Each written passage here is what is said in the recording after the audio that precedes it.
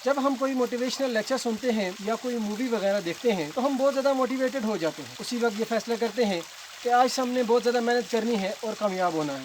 لیکن اگلے ہی دن ہماری موٹیویشن کہیں چلی جاتی ہے اور ہم دوبارہ اپنی اسی سست لائف میں لوٹ آتے ہیں. یہ دنیا میں بہت سارے لوگوں کا سب سے بڑا مسئلہ ہے. آج کی اس ویڈیو میں ہم یہ جاننے کی کوشش کریں گے کہ سیلف موٹیویشن کو کیسے امپروو کریں. میں نے تقریباً 7 سے 8 کتابوں کا مطالعہ کرنے کے بعد آپ کے لیے چند اہم طریقے نوٹ کیے ہیں جن پر عمل کرنے سے سیلف موٹیویشن کو تقویت مل سکتی ہے. کسی بھی کھیل مثلاً کرکٹ یا فٹ بال وغیرہ میں کھلاڑیوں کو ایک مخصوص ٹائم دیا جاتا ہے اسکور کرنے کے لیے اور اس مخصوص ٹائم کے بعد گیم ختم ہو جاتی ہے. اسی لیے تمام کھلاڑی اس وقت میں اپنی بہترین پرفارمنس دکھانے کی کوشش کرتے ہیں تاکہ وہ میچ کو جیت سکیں. فرض کریں کھلاڑیوں کو اگر یہ کہا جائے کہ آپ کے پاس وقت کی کوئی پابندی نہیں ہے, آپ جس وقت تک مرضی چاہیں کھیل سکتے ہیں, تو ذرا سوچیں کہ کیا کھلاڑی اس جوش و جذبے کے ساتھ اپنی پرفارمنس دکھا سکیں گے؟ تو ہرگز نہیں. کھلاڑی یہ سوچیں گے کہ ابھی بہت وقت پڑا ہوا ہے اور جب وہ چاہیں گے کھیل لیں گے. اسی طرح ابھی تھوڑی دیر پہلے میرے ساتھ آئے چھوٹے بچوں کو میں نے جب کہا کہ سامنے والے پہاڑ پر چڑھیں تو وہ آرام سے چڑھتے گئے, لیکن جیسے ہی میں نے ان کو یہ بولا کہ آپ کے پاس صرف 5 منٹ ہیں تو میرے دیکھتے ہی دیکھتے سارے بچے پہاڑ کے اوپر چڑھ گئے. ہم سب بہت سارے لوگ زندگی میں بھی ایسے ہی چلتے ہیں. ہم یہ سوچتے ہیں کہ ہمارے پاس وقت بہت زیادہ ہے اور جس وقت ہمارا دل چاہے گا اس وقت ہم کام کر لیں گے.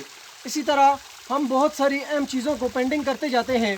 مجھے معلوم ہے کہ اس طرح کی باتیں سننا بہت سارے لوگوں کو ناگوار گزر سکتی ہیں, لیکن حقیقت کو تسلیم کرنا ہی پڑے گا اور سچ کا سامنا کرنا پڑے گا. ہم کب تک اپنے آپ کو جھوٹی تسلی دیتے رہیں گے اور یوں ہی وقت کو ضائع کرتے رہیں گے؟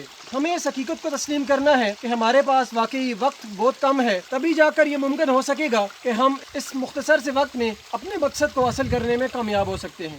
گرے ایک بہت ہی مشہور و معروف مصنف, امریکہ کے کامیاب ترین بزنس مینوں میں بھی ان کا شمار ہوتا ہے.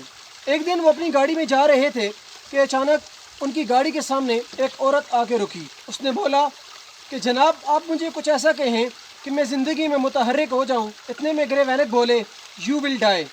عورت نے جب یہ سنا وقتی طور پر اس کو یہ بات انتہائی ناگوار گزری. عورت یہ سن کر حیران ہوئی, لیکن بعد میں ایک تقریب کے دوران گرے نے اپنے الفاظ کا مطلب سمجھاتے ہوئے کہا, اس عورت کو جو میں نے 3 الفاظ کہے ان کا مقصد سمجھنا چاہیے. میرا مقصد اس کی دل آزاری کرنا ہرگز نہیں تھا, بلکہ اس کو یہ باور کرانا تھا کہ ہمارے پاس واقعی میں ہی وقت بہت کم ہے. اگر آپ نے واقعی زندگی میں کوئی گول حاصل کرنا ہے تو اس کے لیے بغیر ایک لمحہ بھی ضائع کیے اپنے مقصد کے پیچھے جٹ جائیں.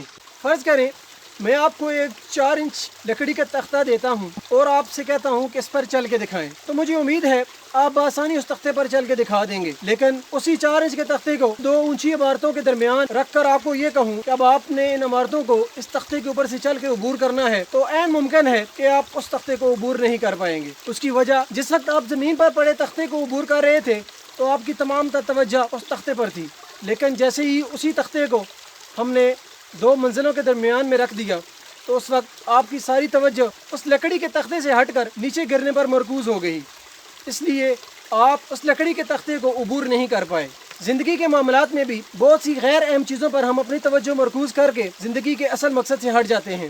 ہم یہ بھول جاتے ہیں کہ ہمارا حقیقی مقصد کیا تھا. جو لوگ اپنے مقصد کی طرف اپنی توجہ مرکوز کیے رکھتے ہیں وہی زندگی میں کامیابی حاصل کرتے ہیں. کامیابی حاصل کرنے کے لیے آپ کو اپنی ساری توانائیاں اپنے مقصد کی طرف لگانی پڑیں گی. زندگی میں کوئی ایک لمحہ بھی ضائع کیے بغیر آپ اپنی تمام تر توانائیوں کو مرکوز کر کے اپنے مقصد کو حاصل کرنے میں لگا دیں تو بعید نہیں کہ آپ منزل سے دور ہوں.